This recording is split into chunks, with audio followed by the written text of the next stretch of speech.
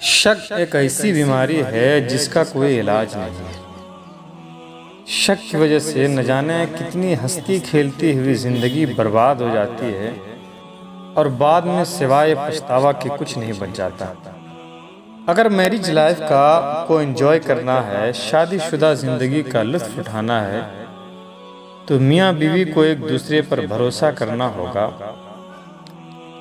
تب جا کر کہیں زندگی کی بہاریں نصیب ہوں گی، ورنہ صرف ایک شک وفاؤں کی ساری دیواروں کو توڑ دیتا ہے اور اعتبار کی ساری منزلیں ایک ہی لمحے میں زمیں بوس ہو جاتی ہیں۔ شہر لکھنؤ کا ایک لڑکا جس کا نام مشتاق بتایا جاتا ہے، وہ اپنی وائف کے ساتھ کسی روم میں رہا کرتا تھا، رینٹ کے روم میں۔ زندگی بڑے سکون سے گزر رہی تھی، لیکن کہتے ہیں نا کہ جب شک کا کیڑا دماغ میں گھس جاتا ہے تو انسان کے سارے سکون کو چھین لیتا ہے۔ پھر کیا دن کیا رات بے چینی پیچھا نہیں چھوڑتی ہے۔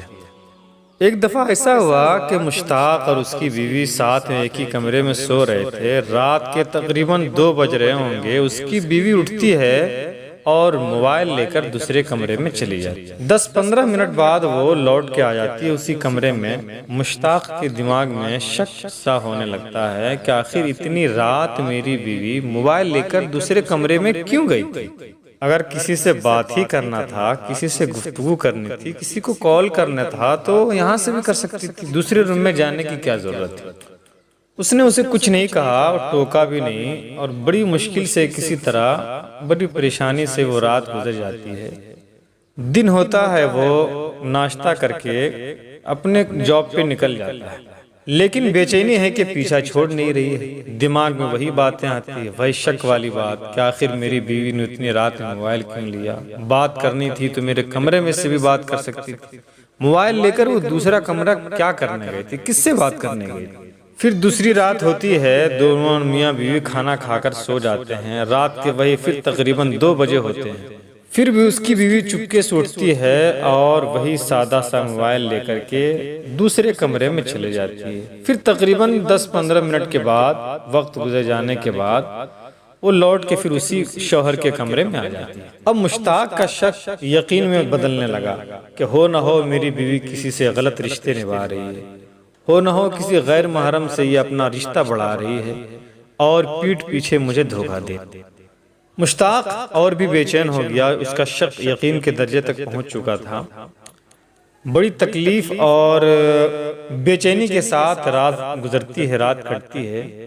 اگلے دن اس نے پلاننگ کے ساتھ ایسا کیا کہ اس نے اپنی بیوی کو کسی دوست، کسی رشتہ دار کے ہاں چھوڑا، اور بیوی کو دوسرے کے ہاں رکھنے کا اور چھوڑنے کا کے پیچھے مقصد یہ تھا کہ اسی بیچ اس نے ایک میکینک کو بلا کر کے اپنے بیڈ روم میں اس نے اپنے ایک CCTV کیمرہ سیٹ کرایا، صرف یہ پتا کرنے کے لیے، یہ جاننے کے لیے کہ آخر اس کی بیوی اتنے رات اٹھ کے کہاں جاتی ہے، بات کرتی ہے تو کس سے بات کرتی ہے، کیا بات کرتی ہے، تاکہ سچائی سامنے آ جائے اور میں اپنی بیوی کو رنگے ہاتھ پکڑ سکوں۔ مشتاق کا شک یقین میں بدلنے کی وجہ ایک اور یہ کہ دوسرے دن بات کرنے کے بعد جب چپکے سے وہ اپنی بیوی کا موبائل لیتا ہے اور جب کال لاگ چیک کرتا ہے، کال ڈیٹیلز چیک کرتا ہے، تو دیکھ ہے کہ کال لاگ میں، کال ڈیٹیل میں، یعنی ڈائل میں ایک بھی نمبر نہیں۔ اسے لگا کہ بیوی بات کرنے کے بعد وہ نمبر ڈیلیٹ کر دیتی ہے، اسی لیے ڈائل نمبر میں ایک بھی نمبر شو نہیں کرتا ہے۔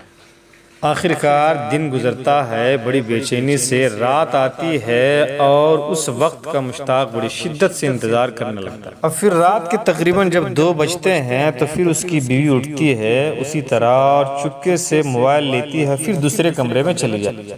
ادھر اس کی بیوی موبائل لے کر دوسرے کمرے میں گئی، ادھر مشتاق CCTV کیمرے کا ڈسپلے آن کرتا ہے جس میں وہ یہ دیکھ سکے کہ اس کی بیوی کیا کرنے جا رہی ہے، روم میں موبائل لے کر کے کس سے بات کرنے گئی ہے، کیا کرنے گئی ہے۔ تھوڑی دیر جب وہ اسکرین آن کرتا ہے اور CCTV کیمرے کا ڈسپلے آن کرتا ہے تو جو اس نے دیکھا، اس کے دیکھنے کے بعد اس کے ہوش اڑ جاتے ہیں، اس کے پیروں تلے زمین کھسک جاتی ہے اور شک کی عمارت لمحے میں بھربھرا کے گر جاتی ہے، زمین بوس ہو جاتی ہے۔ وہ دیکھتا کیا ہے کہ اس کی بیوی جب دوسرے کمرے میں جاتی ہے تو کسی سے فون پہ بات نہیں کرتی ہے، کسی کو کال نہیں کرتی ہے، بلکہ وہ موبائل آن کرتی ہے، موبائل کا لائٹ جلاتی ہے، فلیش آن کرتی ہے، وضو کرتی ہے، مصلی بچھاتی ہے اور بارگاہ رب العزت میں سربت سجود ہو جاتی ہے، یعنی نماز پڑھنا شروع کر دیتی ہے۔ اتنا دیکھنے کے بعد مشتاق کی آنکھوں میں آنسوؤں کے سیلاب آ گئے، وہ اپنے آپ پر بہت شرمندہ ہوا۔ تو دیکھا آپ نے کہ شک کی وجہ سے ایک ہنستی کھیلتی زندگی برباد ہوتے ہوتے بچ گئی۔ اگر ہماری یہ محنت، ہماری یہ کاوش اور یہ ویڈیو پسند آئے تو لائک کریں، شیئر کریں، چینل کو سبسکرائب